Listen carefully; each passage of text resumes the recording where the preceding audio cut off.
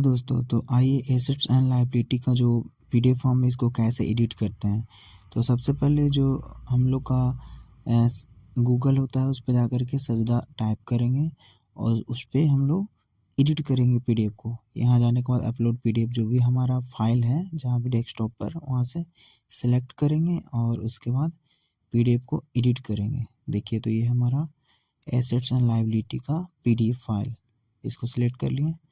यहाँ से क्या कर लिए, ओपन। ठीक है, अब देखिए ये बिल्कुल क्या हो गया, खुल गया है। अब इसको आप एडिट करना चाहते हैं, जैसे हम लोग को भरना है कि जैसे मेरा नाम है, यहाँ पे ईयर सबसे पहले, तो यहाँ पे ईयर टाइप करेंगे 2025। ठीक है, 2025। उसके बाद हम लोग नीचे में देख सकते हैं कि यहाँ पे पूरा फिल करना, जैसे तो नागमणि कुमार, तो यहाँ पे टाइप करेंगे NAG, कैपिटल लेटर सारा होना चाहिए, कैपिटल फॉन्ट, NAGMANI, नागमणि कुमार, KUMAR। ठीक है, तो इस तरह से हमने अपना नाम फिल कर दिया। फिर सन ऑफ, यानी कि यहाँ पे फादर्स नेम डालना है। जैसे मेरे फादर्स का नाम है राम, तो जो भी आपके फादर्स का नाम है वो वहाँ पे आप टाइप कर सकते हैं सारा, लेकिन एक बात ध्यान रखना है कि कैपिटल लेटर में होना चाहिए। फिर एज, जैसे मेरा जो अभी एज है लगभग 27-8 है, तो 28 हम लोग टाइप करते हैं। फिर बिलोंग्स टू, तो यहाँ पे हम लोग अप्लाई, यहाँ पर हम लोग लिखेंगे government of Bihar education department और service and presently working as विद्यालय अध्यापक 6 to 8।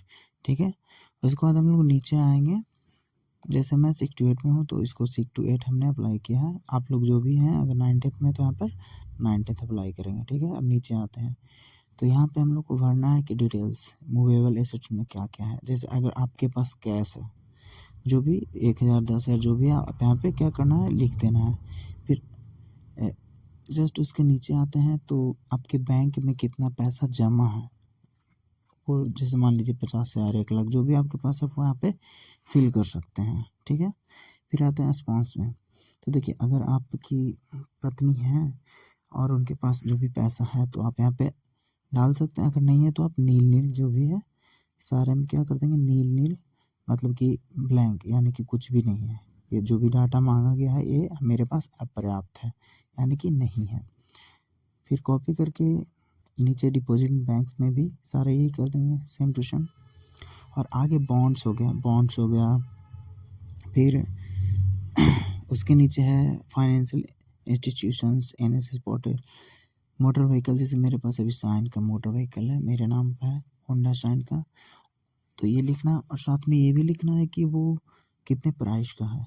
तो जैसे कि ये होंडा शाइन है मेरे पास अभी, तो ये 1 लाख और अप्रॉक्स 10,000 का है, तो हम इसको यहाँ पर इतना टाइप कर देते हैं।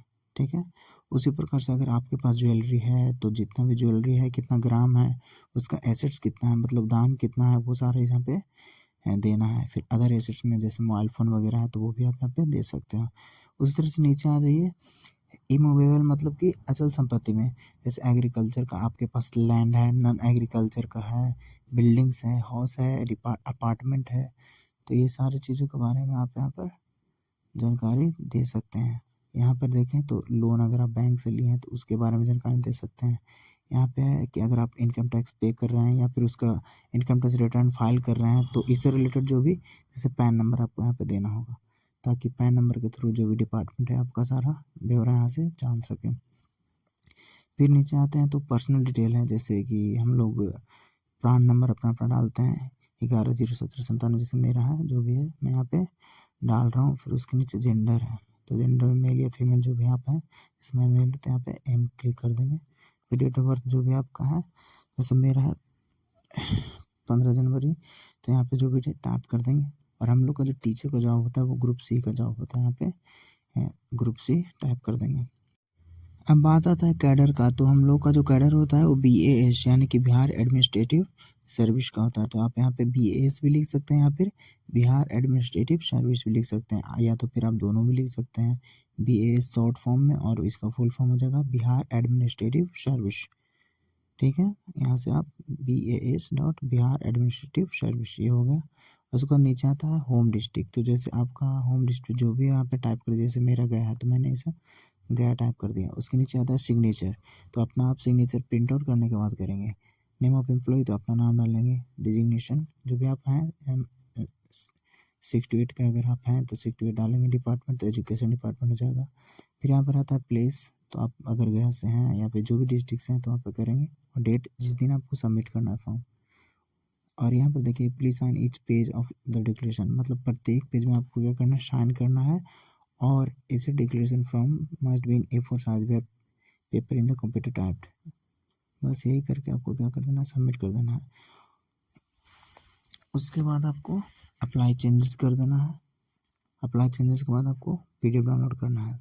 तो आप यहाँ पर देखेंगे कि जो आपने टाइप किया है वो सारी चीज़ें यहाँ पे आपको देखने को मिल जाएगा। यहाँ से आप डाउनलोड कीजिए और फिर PDF को ओपन करके देखेंगे तो डेस्कटॉप पे आ गया होगा। ये सारा जो चेंजेस है वो आपको यहाँ पे मिलेगा। फिर इसको प्रिंट आउट करके आपको 3 कॉपी आपको BRC में जाकर जमा कर देना है। यही हम लोग को करना था एसेट्स एंड लायबिलिटी के लिए ऑनलाइन, जो कि एक फिजिकल